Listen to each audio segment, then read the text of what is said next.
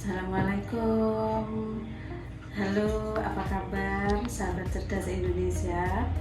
Nah, kali ini mari kita berbagi sharing ilmu. Perkenalkan dulu, nama saya Siti Maria Wardayati. Profesi menjadi dosen di salah satu perguruan tinggi di FIB Universitas Jember mulai tahun 1992. Kemudian mulai tahun 1990 itu mempunyai pengalaman praktisinya di bidang auditor sampai sekarang. Kemudian tahun 2008 juga diminta sebagai konsultan accounting dan internal auditing, salah satunya di daerah Kalimantan Selatan, yaitu Banjarmasin, tepatnya di Kabupaten Tanah Bumbu. Marilah kita sharing-sharing supaya kecerdasan kita semua, terutama di sahabat cerdas Indonesia, itu semakin meningkat. Terima kasih.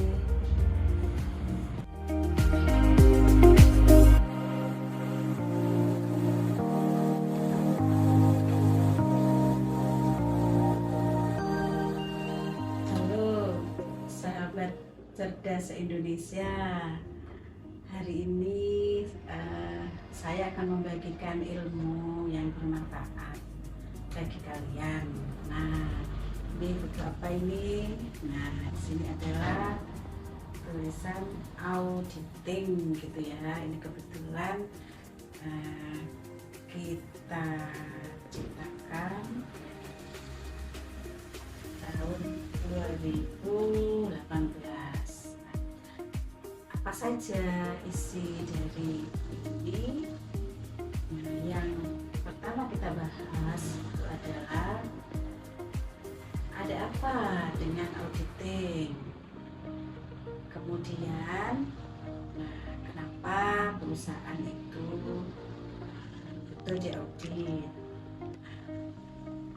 Sebelum menjawab pertanyaan itu, ada pertanyaan lagi yang harus kita pahami. Apa itu auditing? Apa itu accounting? Di mana perbedaan dari keduanya itu, di prosesnya itu? Sebelum diaudit, suatu organisasi itu pasti melakukan accounting ya, jadi proses accounting.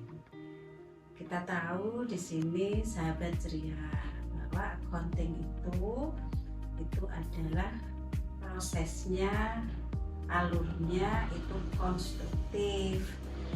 Nah, konstruktif maksudnya membuat informasi dari mana?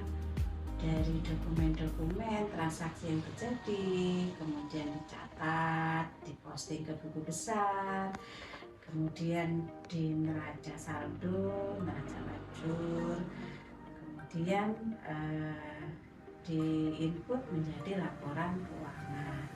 Dibentuklah financial statement. Di laporan keuangan itu terdiri dari apa?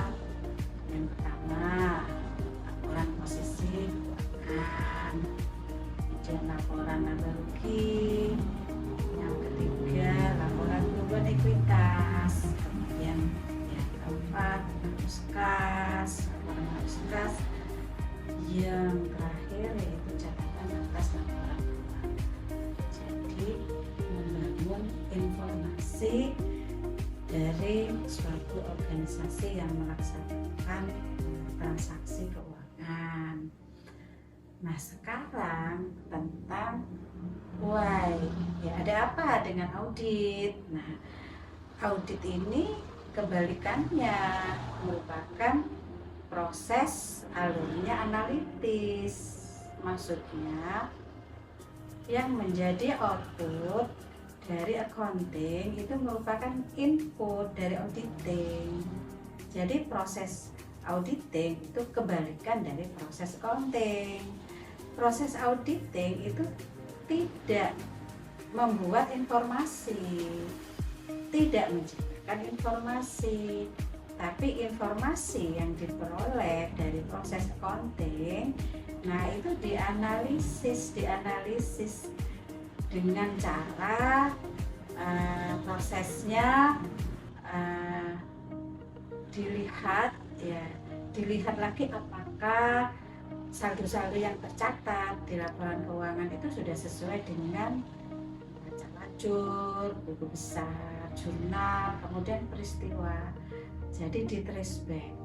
Ya, ini merupakan salah satu dari perbedaan auditing dan accounting.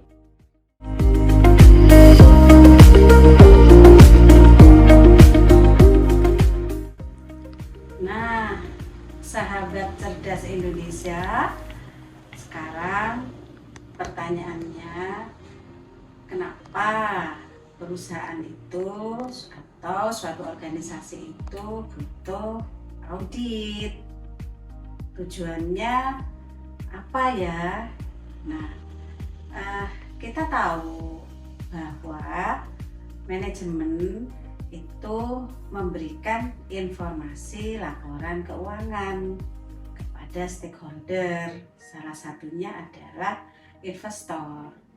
Nah, investor itu butuh kepastian gitu. Apakah financial statement asersi dari manajemen itu bisa dipertanggungjawabkan, kepercayaannya itu sudah bisa sampai 99,9 berapa gitu ya, nggak bisa 100%, karena ingat kebenaran 100% itu adalah mutlak di tangan Allah ya. Jadi kita hanya bisa meningkatkan kepercayaan keandalan informasi itu 99,9.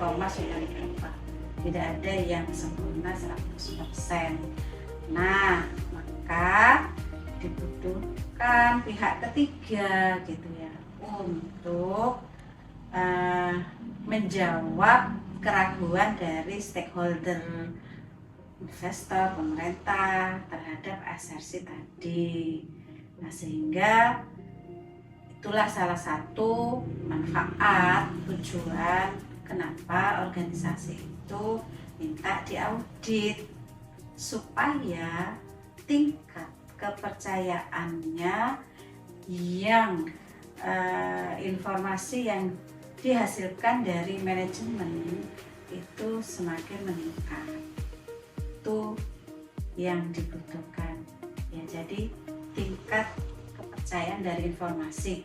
Kenapa kok begitu penting? Karena dengan informasi tersebut itu bisa diambil suatu keputusan bagi stakeholder. Bayangkan kalau informasinya benarnya 60%, berarti kan keputusannya bisa 60% juga. Tapi kalau diaudit, tingkat kepercayaannya naik menjadi 95%. Nah, sehingga keputusan yang akan diambil akan lebih tepat, akan naik 90%. Sederhananya seperti itu ya. Ini terima kasih